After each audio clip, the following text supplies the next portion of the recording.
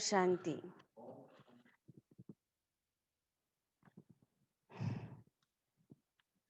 27 तारीख।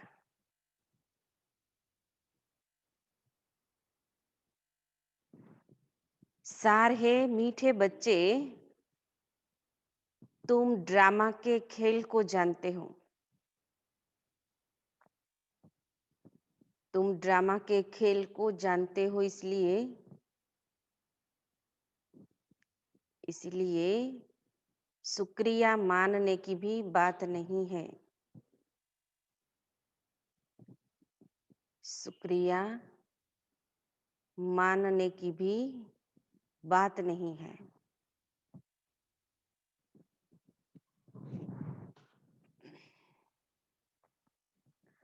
प्रश्न है,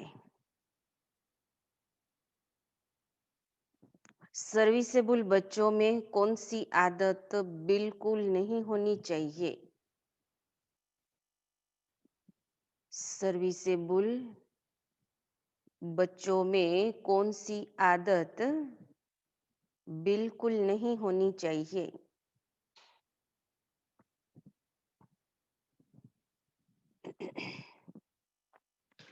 उत्तर है मांगने की। तुम्हें बाप से आशीर्वाद व कृपा आदि मांगने की जरूरत नहीं है। तुम्हें बाप से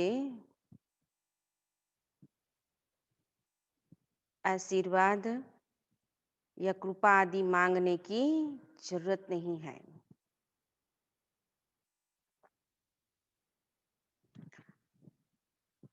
तुम किसी से पैसा भी नहीं मांग सकते।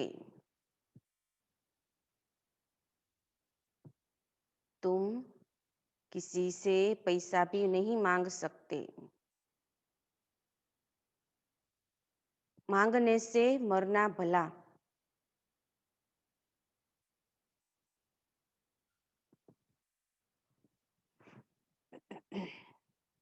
तुम जानते हो, ड्रामा अनुसार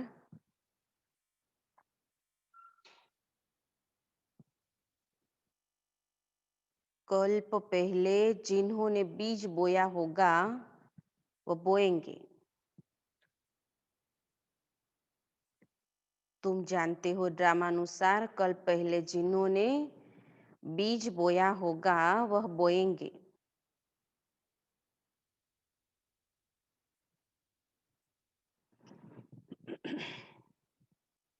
जिनको अपना भविष्य पद ऊंच बनाना होगा, जिनको अपना भविष्य पद ऊंच बनाना होगा वह जरूर सहयोगी बनेंगे।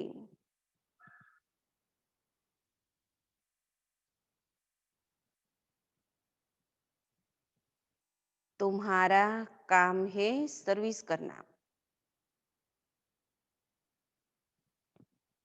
तुम्हारा काम है सर्विस करना।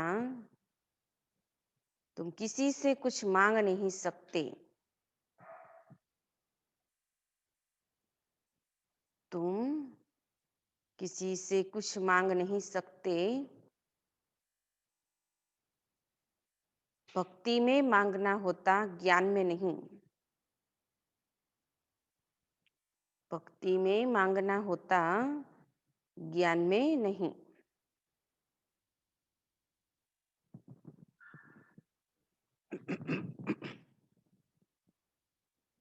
गीत है, मुझको सहारा देने वाले तेरा लाख शुक्रिया। ओम शांति। यह बच्चों के अंदर से शुक्रिया अक्षर बाप, टीचर, गुरु के लिए नहीं निकल सकता, क्योंकि बच्चे जानते हैं यह खेल बना हुआ है। सार में ही पहले कह दिया कि बाप से शुक्रिया मानने की जरूरत नहीं है, क्योंकि ये ड्रामा का खेल है, ड्रामा फिक्स है। कल्प पहले भी ये बाप टीचर सदगुरु बन के आया था, बच्चों की पालना की थी, ज्ञान दिया था। अभी बाबा कहते हैं, गीत में सुना मुझको सहारा देने वाले, जिस बाप ने सहारा दिया है उसको बच्चे शुक्रिया कहते हैं। लेकिन बाबा क्या कहता है, ये शुक्रिया मानने की भी जरूरत नहीं है। शुक्रिया आदि की बात ही नहीं है, यह भी बच्चे जानते हैं। ड्रामा अनुसार ड्रामा अक्षर भी तुम बच्चों की बुद्धि में आता है। खेल अक्षर कहने से ही सारा खेल तुम्हारी बुद्धि में आ जाता है। आदि से अंत तक, बीच में क्या हुआ, आदि में क्या, अंत में क्या होगा, ये सारा खेल बाबा कहते हैं बच्चों की बुद्धि में आ जाता है। गोया स्वदर्शन चक्रधारी तुम आपे ही बन जाते हो। तीनों लोक भी तुम्हारी बुद्धि में आ जाते हैं। तीनों लोक कौन से? मूल वतन, सूक्ष्म वतन और स्थूल वतन, यह भी जानते हो। अब खेल पूरा होता है, बाप आकर तुमको त्रिकालदर्शी बनाते हैं। तीनों कालों, तीनों लोकों, आदि मध्य अंत का राज समझाते हैं। काल समय को कहा जाता है। यह सब बातें नोट करने बगैर याद नहीं रह सकती। तुम बच्चे तो बहुत पॉइंट्स भूल जाते हो। ड्रामा के ड्यूरेशन को भी नहीं, ड्यूरेशन को भी तुम ही जानते हो। तुम त्रिनेत्री त्रिकालदर्शी बनते हो। ज्ञान का तीसरा नेत्र मिल जाता है। तीसरा नेत्र खुल जाता है तो बाबा कहता है ये त्रिकालदर्शी माना तीनों कालों को भी जान जाते और त्रिलोकी भी बन जाते। तीन लोक जो है वो कौन से है वो भी जान जाते। सबसे बड़ी बात है कि तुम आस्तिक बन जाते हो, नहीं तो निधन के थे। माँ बाप कौन है, आत्मा का माता पिता सच्चा कौन है वो नहीं जानते थे, तो निधन के थे। अभी बाबा कहते हैं सच्चे सच्चे आस्तिक बने हो। ये ज्ञान तुम बच्चों को मिल रहा है। स्टूडेंट की बुद्धि में सदैव नॉलेज मंथन होती है ना, यह भी तो नॉलेज है ना। ऊंचे ते ऊंच बाप ही नॉलेज देते हैं ड्रामा अनुसार। ड्रामा अक्षर भी तुम्हारे मुख से निकल सकता है, क्योंकि ड्रामा को भी जानते हैं, इसीलिए अभी कुछ ज्ञान नहीं था तो ये ड्रामा किसको कहते वो नहीं जानते थे। अभी बाबा कहते बार बार मुख से निकल जाता है। सो भी जो बच्चे सर्विस में तत्पर रहते हैं, अभी तुम जानते हो हम आर्फन थे, अब बेहद का बाप धनी मिला है तो धन के बने हैं। पहले नी धन के थे, अभी बाबा कहते हैं सच्चा धनी मिला हुआ है। पहले तुम बेहद के आर्फन थे। बेहद का बाप बेहद का सुख देने वाला है, और कोई बाप नहीं जो ऐसा सुख देता हो। नई दुनिया और पुरानी दुनिया, यह सब तुम बच्चों की बुद्धि में है, परंतु औरों को भी यथार्थ रीति समझावे, इस ईश्वरीय धंधे में लग जाए। हर एक के सरकमटांस अपने अपने होते हैं। समझा भी वही सकेंगे जो याद की यात्रा में होंगे। ये ज्ञान बाबा कहते सब एक जैसे बुद्धि में नहीं बिठा सकते। किसी को कैसे सुनाना, वो कौन सुना सकेंगे? जो खुद याद की यात्रा में रहते होंगे। याद से बल मिलता है। बाप है ही जोरदार तलवार। शिव बाबा क्या है? जोरदार तलवार है। तो बच्चों को जोर भरना है, जैसे बाप बच्चों में भरता है ना रोज, ऐसे बाबा कहते हैं आप भी किसी औरों के अंदर ये जोर ताकत भरो। योग बल से विश्व की बादशाही पाते हो। योग से बल मिलता है, ज्ञान से नहीं। कितना भी ज्ञान सुन लो, बाबा कहते जितना योग में यात्रा में रहेंगे, याद की यात्रा में, उतना बल मिलेगा, ताकत आती रहेगी। ज्ञान से नहीं, बच्चों को समझाया है। नॉलेज सोर्स ऑफ इनकम है। योग को बल कहा जाता है। रात दिन का फर्क है। जितना ज्ञान सुनेंगे, सुनाएंगे, धारण करेंगे, उतना बाबा कहते हैं नई दुनिया में पद मिलेगा। ये आवक का साधन क्या कहा जाता है। तो अभी तो कोई उसका रिटर्न नहीं मिलने वाला है, लेकिन भविष्य नई दुनिया में जरूर मिलना है। और योग जो है वो तो बाबा कहते हैं आत्मा को पावन बनाता है, ताकत भरी है। तो रात दिन का फर्क है। अब योग अच्छा व ज्ञान अच्छा। योग ही नामी ग्रामी है। योग अर्थात बाप की याद। लेकिन ऐसा भी नहीं योग अच्छा है तो ज्ञान अच्छा नहीं है, ज्ञान अच्छा लगता है तो योग अच्छा नहीं। क्योंकि दोनों का बैलेंस तो चाहिए। अकेले योग ही करते रहेंगे, योग ही करते रहेंगे, कुछ ज्ञान सुनेंगे ही नहीं, धारण नहीं करेंगे, तो वहां पद भी नहीं मिलेगा। इसलिए बाबा कहते बैलेंस तो दोनों का रखना है। बाप कहते हैं इस याद से ही तुम्हारे पाप कट जाएंगे। इस पर ही बाप जोर देते हैं। ज्ञान तो सहज है। भगवानुवाच, मैं तुमको सहज ज्ञान सुनाता हूँ। 84 के चक्र का ज्ञान सुनाता हूँ। उसमें सब आ जाता है। हिस्ट्री ज्योग्राफी है ना। ज्ञान और योग दोनों है सेकंड का काम। बस हम आत्मा है, हमको बाप को याद करना है। इसमें मेहनत है, याद में ही मेहनत लगती है। याद की यात्रा में रहने से शरीर की जैसे विस्मृति हो जाती है। घंटा भर भी ऐसे अशरीरी होकर बैठो तो कितने पावन बन जाए। 1 सेकंड में भी इतना फर्क हो सकता है। देह की विस्मृति हो जाती है तो बाबा कहते हैं 1 घंटा बैठे रहेंगे तो आत्मा कितनी पावन बन जाए। मनुष्य रात को कोई 6 कोई 8 घंटा नींद करते हैं तो अशरीरी हो जाते हैं ना। उस समय में कोई भी कर्म नहीं होता। आत्मा तो पावन नहीं बनती, नींद करते हैं जितना टाइम, लेकिन बाबा कहते हैं उस समय कोई भी कर्म नहीं होता। आत्मा थक कर सो जाती है।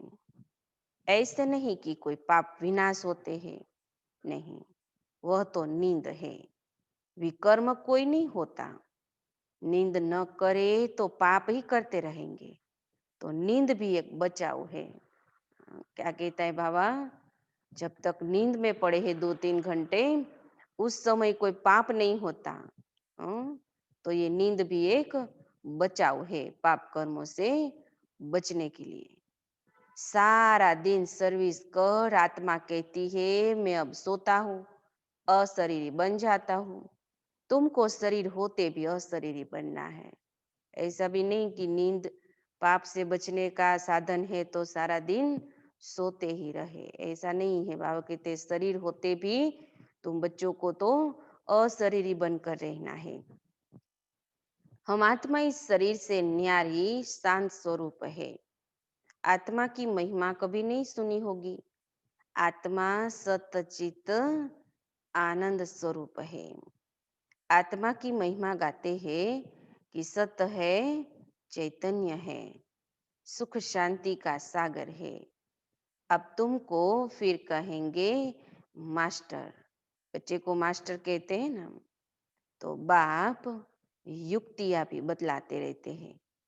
ऐसे भी नहीं सारा दिन नींद करनी है, सारा दिन सोए रहे, ऐसा भी नहीं है। नहीं, तुमको तो याद में रह पापों को विनाश करना है। जितना हो सके बाप को याद करना है।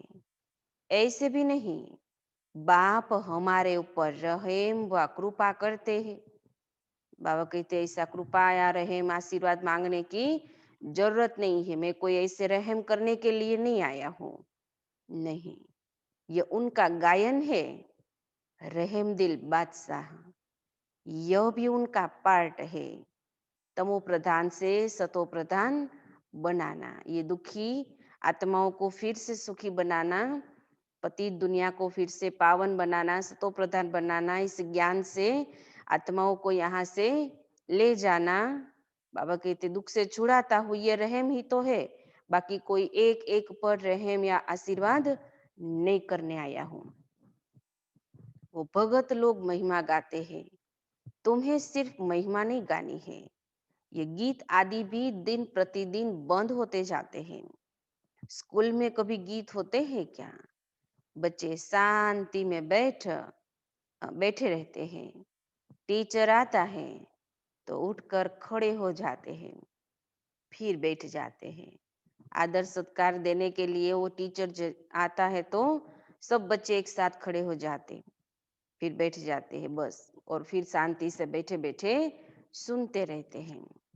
ये बाप कहते हैं, मुझे तो पाठ मिला हुआ है पढ़ाने का, सो तो पढ़ाना ही है। तुम बच्चों को उठने की दरकार नहीं है ना? यहाँ ऐसा है, टीचर आवे और हम उठकर सब खड़े हो जावे, फिर बैठ जावे, ऐसा नहीं है। कभी कभी तो अभी तो सब घर बैठे मुरली सुन रहे हैं, लेकिन यहाँ क्या होता है, सफेद लाइट हो जाती है ना, फिर पता चलता है दीदी आ भी गई और गीत भी पूरा हो गया। तो बाबा कहते हैं यहाँ उठने की दरकार नहीं है, ऐसे बैठे रहते हैं शांति से। कोई योग में रहते हैं, कोई नींद में, आधा नींद में रहते हैं। आत्मा को बैठकर सुनना है, यहाँ शरीर से उठने की दरकार नहीं है। तुम्हारी बात ही सारी दुनिया से न्यारी है ना, और स्कूलों से ये स्कूल ही बाबा कहते हैं अलग है। बच्चों को कहेंगे क्या कि तुम उठो? यहाँ बाप तो बच्चों को अपने से भी ऊंचा मानते हैं। कैसे कहेंगे कि मैं आया हूँ अब उठो? नहीं, वह तो भक्ति मार्ग में करते हैं, यहाँ नहीं। बाप तो खुद उठकर नमस्ते करते हैं। इतना बड़ा बाप, विश्व का मालिक, इतना निरहंकारी बच्चों को क्या करता है, रोज आकर नमस्ते गुड मॉर्निंग करता है। स्कूल में अगर बच्चे देरी से आते हैं ना, तो टीचर या तो रूल बनाएंगे या बाहर में खड़ा कर देंगे। इसलिए डर रहता है टाइम पर पहुंचने का। ये स्कूल तो सबसे न्यारी है ना, बाबा कहते यहाँ कोई देरी से आए, अगर ऐसा रूल बना दे कि जो कोई देरी से आएगा वो बाहर बैठेगा या तो उठ बैस करेगा, ऐसा कुछ करेगा, तो दूसरे तीसरे दिन तो वो दिखेगा भी नहीं सेंटर पर, फा हो जाएगा। इसलिए बाबा कहते हैं ये स्कूल तो कितनी न्यारी है, यहाँ तो कोई डर की बात ही नहीं है। बाप समझाते रहते हैं, मुरलियाँ मिलती रहती है, वह रेगुलर पढ़नी है। मुरली पढ़ो तो तुम्हारी प्रेजेंट मार्क पड़े, नहीं तो एब्सेंट पड़ जाएंगी। क्योंकि बाप कहते हैं तुमको गुह्य ते गुह्य बातें सुनाता हूँ, रोज नई नई बातें सुनाते हैं। एक दिन भी मिस हुआ तब तो बाबा कहते उस दिन जो भी बातें कुछ नहीं बताई होंगी वो तो चली गई, तो उससे वो मिस कर देंगे ना। बाबा कहते इसलिए एब्सेंट नहीं होना है। तुम अगर मुरली मिस करेंगे तो वह पॉइंट्स मिस हो जाएंगी। यह है नई बातें जो दुनिया में कोई नहीं जानती। तुम्हारे चित्र देखकर ही चकित हो जाते हैं। ये प्रदर्शनी के जो भी चित्र है कितने अलग है, दुनिया में कहीं मिलते हैं? वहां नहीं मिलते। ज्ञान से बने चित्र है, ज्ञान भरा हुआ है, तो कोई देखता है तो बाबा के तो उसको वंडर लगता है। कोई शास्त्रों में भी नहीं है, भगवान ने चित्र बनाए थे। तुम्हारी यह चित्रशाला है नई। ब्राह्मण कुल के जो देवता बनने वाले होंगे उनकी बुद्धि में ही बैठेगा, कहेंगे यह तो ठीक है, कल्प पहले भी हमने पढ़ा था। जरूर भगवान पढ़ाते हैं। भक्ति मार्ग के शास्त्रों में पहले नंबर में गीता ही है, क्योंकि पहला धर्म ही यह है। फिर आधा कल्प के बाद उसके भी बहुत पीछे दूसरे शास्त्र बनते हैं। पहले इब्राहिम आया तो अकेला था, उसके पीछे पीछे उस धर्म की आत्माएं आती रहती है, लेकिन वो पहले जब आया तो वो अकेले ही होते हैं। फिर एक से दो, दो से चार हुए। जब धर्म की वृद्धि होते होते लाख डेढ़ हो जावे तो शास्त्र आदि बनते हैं। उनके भी आधा समय बाद ही बनते होंगे। हिसाब किया जाता है ना।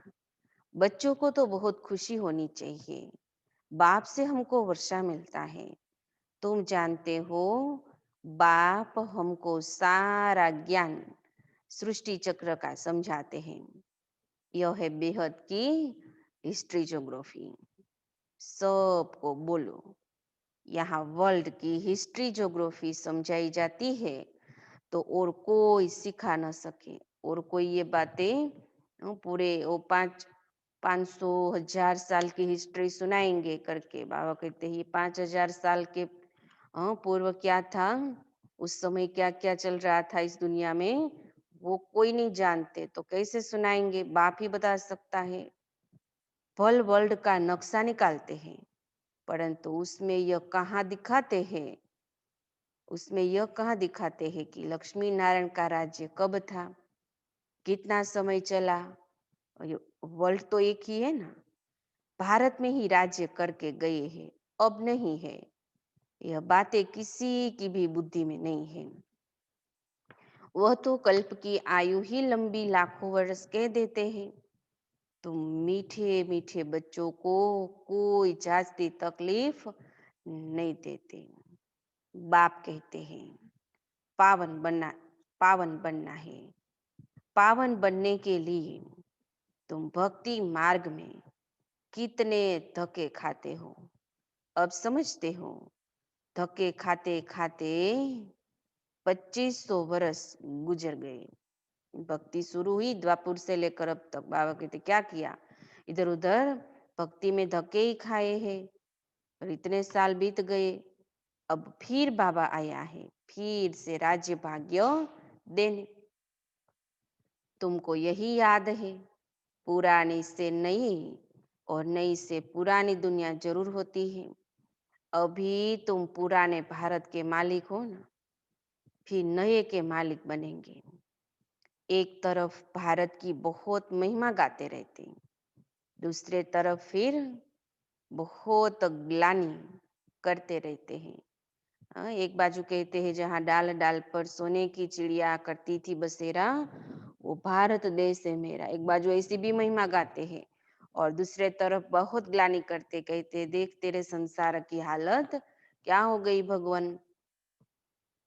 वह भी तुम्हारे पास गीत है ना, तुम समझाते हो अब क्या क्या हो रहा है। यह दोनों गीत भी सुनाने चाहिए। सुने ना दोनों गीत, भारत भरपूर रहेगा ये भी। और फिर ये पुराना जो फिल्मी गीत है, देख तेरे संसार की हालत वाला जो गीत है, बाबा कहते दोनों सुनाने चाहिए। तुम बता सकते हो कहाँ राम राज्य और कहाँ यह। अब खुद ही गाते हैं, बोलो। बाबा कहते हैं, बाप है ही गरीब निवाज, गरीबों को ही बच्चियां मिलेंगी, साहूकारों को तो अपना नशा रहता है। कल्प पहले जो आए होंगे वही आएंगे, फिक्रात की तो कोई बात ही नहीं है। शिव बाबा को कभी कोई फिक्रात नहीं होती। दादा को होगी, ब्रह्मा को होंगी फिक्रात, क्योंकि ये भी पुरुषार्थी, उस समय तो बाबा पुरुषार्थी थे ना, जब साकार में थे उस समय की बात है कि दादा को फिक्र रहती है, लेकिन शिव बाबा को कोई फिक्र नहीं। इनको अपना भी फिक्र है, हमको नंबर 1 पावन बनना है। खुद की भी है और बच्चों की भी है फिक्र। इसमें है गुप्त पुरुषार्थ। चार्ट रखने से समझ में आता है इनका पुरुषार्थ जास्ती है। बाप हमेशा समझाते रहते हैं डायरी रखो। बहुत बच्चे लिखते भी है। चार्ट लिखने से सुधार बहुत हुआ है। ये युक्तियाँ बहुत अच्छी है, तो सबको करना चाहिए। डायरी रखने से तुमको बहुत फायदा होगा। टेंशन रहेगा ना, कितना आज क्या किया, कल क्या किया, कितना किया, तो टेंशन रहेगा डायरी रखने से। डायरी रखना माना बाप को याद करना, उसमें बाप की याद लिखनी है। डायरी भी मददगार बनेंगी, पुरुषार्थ होगा। डायरिया कितनी लाखों करोड़ों बनती है नोट आदि करने के लिए। सबसे मुख्य बात तो यह है नोट करने की, ये कभी भूलना नहीं चाहिए। उसी समय डायरी में लिखना चाहिए। रात को हिसाब किताब लिखना चाहिए, फिर मालूम पड़ेगा यह तो हमको घाटा पड़ रहा है, क्योंकि जन्म जन्मांतर के विकर्म भस्म करने हैं। 63 जन्म के हैं, बाबा कहते हैं डायरी रखेंगे सारे दिन का, रात को सोते समय जो है जैसा है बाप को बताएंगे लिख कर, तो रोज का पता चलेगा। बाप रास्ता बताते हैं। अपने ऊपर रहम व कृपा करनी है, बाप नहीं करता। बाबा कहते हैं खुद ही खुद पर रहम व कृपा आशीर्वाद करो। टीचर तो पढ़ाते हैं, आशीर्वाद तो नहीं करेंगे।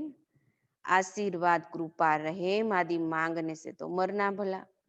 कोई से पैसा भी नहीं मांगना चाहिए। बच्चों को सख्त मना है। बाप कहते हैं ड्रामा अनुसार जिन्होंने कल्प पहले बीज बोया है, वर्षा पाया है, वह आपे ही करेंगे। तुम कोई काम के लिए मांगो नहीं, नहीं करेगा तो नहीं पाएगा। मनुष्य दान पुण्य करते हैं तो रिटर्न में मिलता है ना। राजा के घर व साहूकार के पास जन्म होता है। जिनको करना होगा आप ही करेंगे, तुमको मांगना नहीं है। कल्प पहले जिन्होंने जितना किया है ड्रामा उनसे कराएगा। मांगने की क्या दरकार है। बाबा तो कहते रहते हैं हुंडी भरती रहती है सर्विस के लिए। हम बच्चों को थोड़ी कहेंगे पैसा दो। भक्ति मार्ग की बात ज्ञान मार्ग में नहीं होती। जिन्होंने कल्प पहले मदद की है वो करते रहेंगे। आपे ही कभी मांगना नहीं है। बाबा कहते हैं बच्चे चंदा चिरा तुम इकट्ठा नहीं कर सकते। और धर्मों में जैसे होता है ना, संस्था में कहीं कहीं और जगह जाते हैं, वो फंड निकालते हैं। बाबा कहते ऐसे चंदा आप इकट्ठे नहीं कर सकते। अभी देते भी है तो एक परिवार है, बच्चों से ही कहते हैं, बच्चों को ही बाप कहता है, और किसी से तो कह ही नहीं सकता। यह तो सन्यासी लोग करते हैं ना। भक्ति मार्ग में थोड़ा भी देते ना, उनका रिटर्न में एक जन्म के लिए मिलता है। यह तो फिर है जन्म जन्मांतर के लिए। तो जन्म जन्मांतर के लिए सब कुछ दे देना तो अच्छा ही है ना। इनका तो नाम भोला भंडारी है। शिव बाबा का कौन सा गायन है, भोले भंडारी। बाबा कहते हैं मुझे तो कुछ नहीं चाहिए, जो भी है कुछ भी अगर बच्चे देते भी है तो बच्चों के लिए ही है, सफल भी उनका होता है, पालना भी वही लेता है। शिव बाबा तो नहीं तो परम धाम ले जाता, नहीं तो स्वर्ग में ले जाता। बाबा कहते हैं मुझे तो कुछ लेना है नहीं। तुम पुरुषार्थ करो तो विजय माला में पिरोए जा सकते हो। भंडारा भरपूर, काल कंटक दूर है। वहां कभी अकाल मृत्यु भी नहीं होती। यहाँ मनुष्य काल से कितना डरते हैं। थोड़ा भी कुछ होता है ना तो मौत याद आ जाता है। थोड़ा भी बीमार होते तो मौत सामने दिखाई देता है। बाबा कहते इतना डरते हैं। वहां तो ये ख्याल ही नहीं है। तुम अमरपुरी में चलते हो। ये अच्छी छी मृत्यु लोक है। भारत ही अमर लोक था, अब मृत्यु लोक है। तुम्हारा आधा कल्प बहुत छी पास हुआ है, नीचे गिरते ही आए हो। जगन्नाथपुरी में बहुत गंदे गंदे चित्र है। बाबा तो अनुभवी है ना, गया हुआ है, देखा हुआ है। बाबा कहते कैसे कैसे चित्र बनाए हैं। चारों तरफ घुमा हुआ है। गोरे से सांवरा बना है ना, गांव में रहने वाला था। वास्तव में यह सारा भारत ही गांव है। तुम गांव के छोरे हो। अब तुम समझते हो हम विश्व के मालिक बनते हैं। ऐसे मत समझना हम तो बॉम्बे में रहने वाले हैं। किसी एक जगह रहने वाले वहां के रहवासी है, ऐसे मत समझो। बाबा कहते तुम तो पूरे विश्व के मालिक थे, बनते भी हो तो पूरा विश्व ही एक भारत था। बॉम्बे भी स्वर्ग के आगे क्या है, कुछ भी नहीं, एक पत्थर भी नहीं। स्वर्ग का एक पत्थर भी बाबा कहते उसके सामने ये बॉम्बे तो कुछ भी नहीं है। हम गांव के छोरे निधन के बन गए हैं। अब फिर हम स्वर्ग के मालिक बन रहे हैं तो खुशी रहनी चाहिए ना। नाम ही है स्वर्ग। कितने हीरे जवाहरात महलों में लगे रहते हैं। सोमनाथ का मंदिर ही देखो कितना हीरे जवाहरातों से भरा हुआ था। पहले पहले शिव का मंदिर बनाते हैं। भक्ति शुरू हुई तो शुरू में पहला कौन सा मंदिर बना? शिव बाबा का। कितना साहूकार था। कौन? बनाने वाला जो राजा विक्रमादित्य था। कितना साहूकार होगा। पूरा मंदिर सोने का बनाया, हीरो का बनाया। अभी तो भारत ही गांव है। सतयुग में बहुत माला माल था। ये बातें दुनिया में तुम्हारे सिवाय और कोई भी नहीं जानते। तुम कहेंगे कल हम बादशाह थे, आज फकीर हैं, फिर विश्व के मालिक बनते हैं। तो तुम बच्चों को अपने भाग्य पर शुक्रिया मानना चाहिए ना। बाप का शुक्रिया तो नहीं मानना चाहिए, लेकिन बाबा कहते हैं खुद के भाग्य पर शुक्रिया करना चाहिए। क्योंकि कल बादशाह थे, कल विश्व के मालिक थे, कल माला माल थे, साहूकार थे। आज नहीं है तो फिर कल बनने वाले हैं, वो भी पुरुषार्थ से। हम पद्मा पदम भाग्यशाली है। अच्छा, मीठे मीठे सिकिलते बच्चों प्रति माता पिता बाप दादा का याद प्यार और गुड मॉर्निंग। रूहानी बाप की रूहानी बच्चों को नमस्ते। हम रूहानी बच्चों की रूहानी बाप दादा को याद प्यार गुड मॉर्निंग, नमस्ते नमस्ते नमस्ते। धारणा के लिए मुख्य सार है। पहली पॉइंट, विकर्मों से बचने के लिए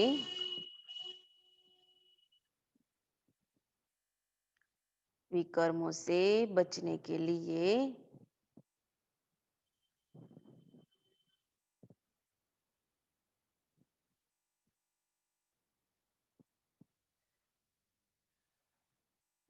इस शरीर में रहते अशरीरी बनने का पुरुषार्थ करना है।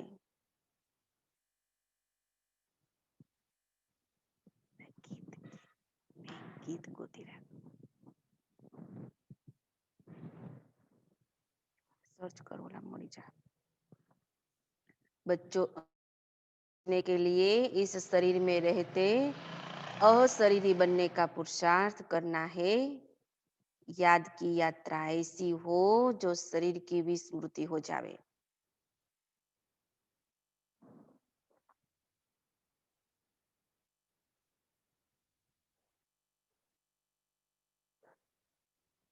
याद की यात्रा ऐसी हो जो शरीर की भी स्मृति हो जाए। बीजी पॉइंट, ज्ञान का मंथन कर आस्तिक बनना है। ज्ञान का मंथन कर आस्तिक बनना है। मुरली कभी भी मिस नहीं करनी है।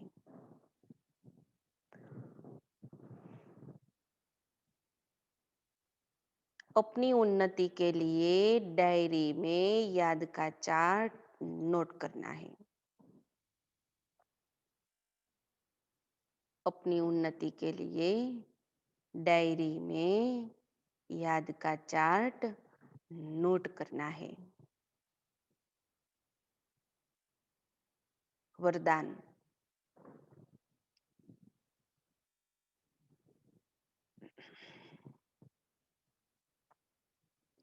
नॉलेज रूपी चाबी द्वारा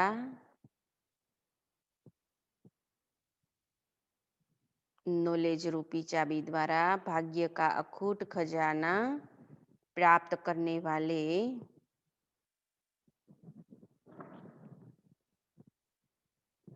भाग्य का अखूट खजाना प्राप्त करने वाले मालामाल भव।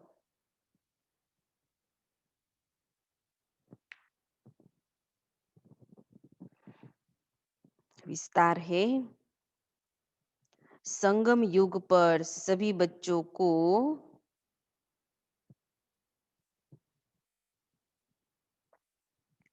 संगम युग पर सभी बच्चों को भाग्य बनाने के लिए नॉलेज रूपी चाबी मिलती है।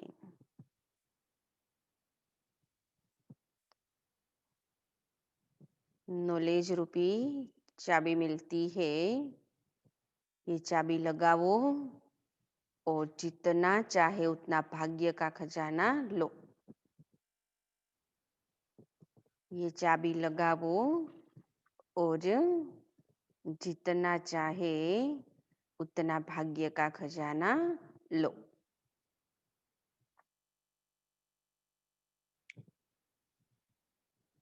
चाबी मिली और मालामाल बन गई।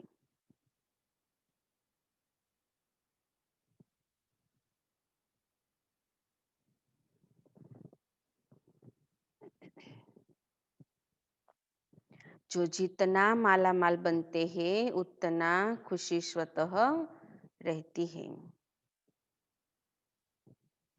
जो जितना मालामाल बनते हैं उतना खुशी स्वतः रहती है।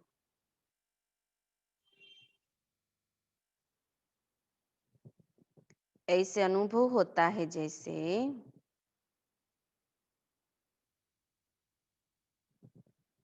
ऐसे अनुभव होता है जैसे खुशी का झरना अखूट अविनाशी बहता ही रहता है। खुशी का झरना अखूट अविनाशी बहता ही रहता है।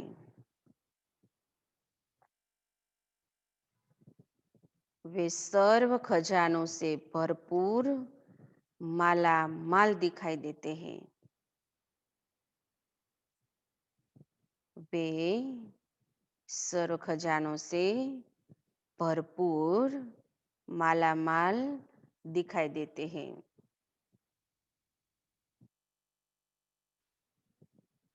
उनके पास किसी भी प्रकार की अप्राप्ति नहीं रहती। उनके पास किसी भी प्रकार की अप्राप्ति नहीं रहती। स्लोगन।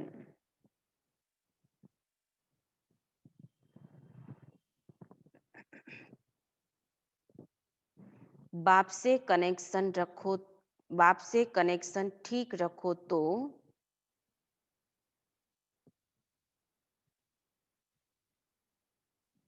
सर्व शक्तियों की करंट आती रहेगी।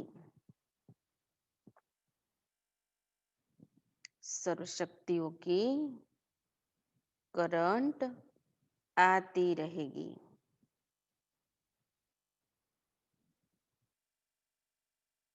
ओम शांति।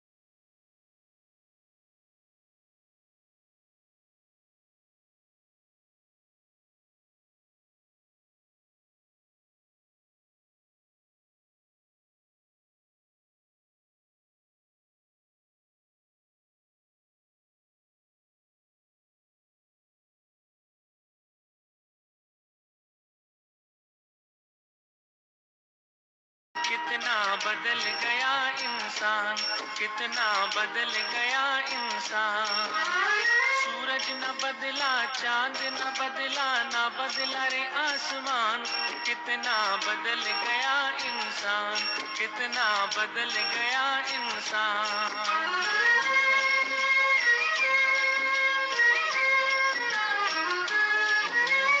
आया समय बड़ा बेढंगा, आज आदमी बना लफंगा। कहीं पे झगड़ा, कहीं पे दंगा, नाच रहा नर होकर नंगा। छली और कपट के हाथों अपना बेच रहा ईमान। कितना बदल गया इंसान, कितना बदल गया इंसान। देख तेरे संसार की हालत क्या हो गई भगवान। कितना बदल गया इंसान, कितना बदल गया इंसान।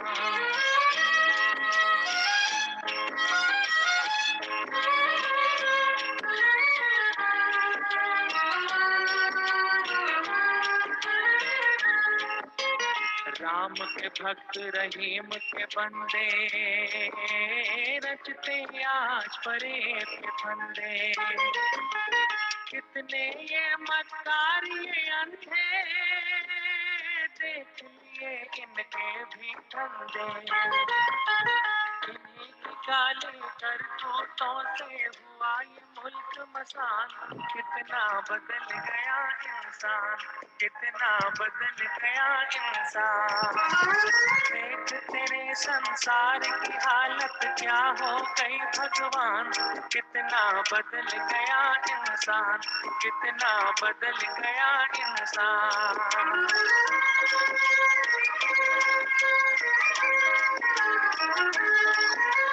जो हम आपस में न झगड़ते, बने हुए क्यों खेल बिगड़ते। चाहे लाखों घर ये उजड़ते, क्यों ये बच्चे माँ से बिछड़ते। फूट फूट कर क्यों रोते प्यारे बापू के प्राण। कितना बदल गया इंसान, कितना बदल गया इंसान। देख तेरे संसार की हालत क्या हो गई भगवान। कितना बदल गया इंसान, कितना बदल गया इंसान।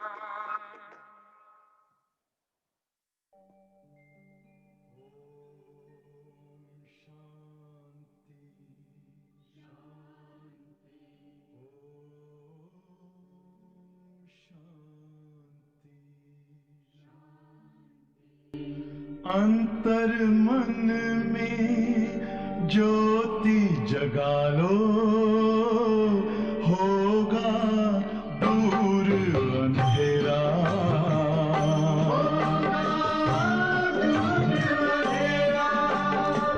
शिव का कर लो ध्यान, आ रहा पावन पुण्य सवेरा।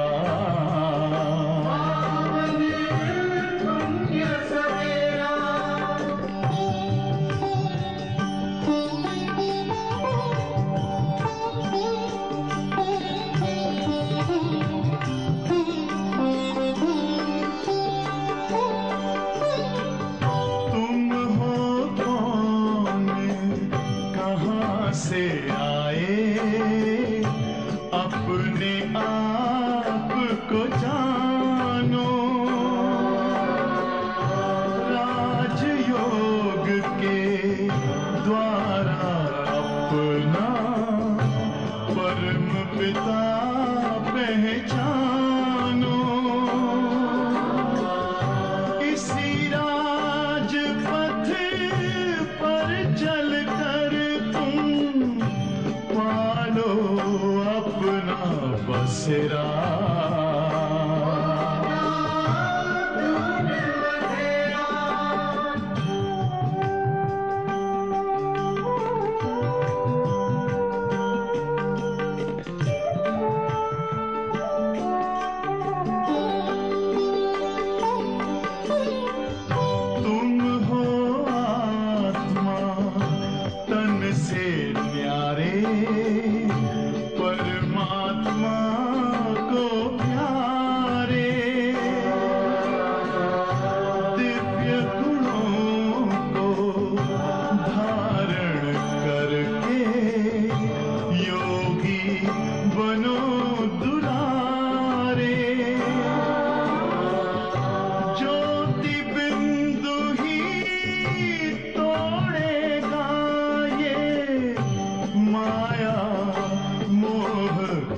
अंधेरा,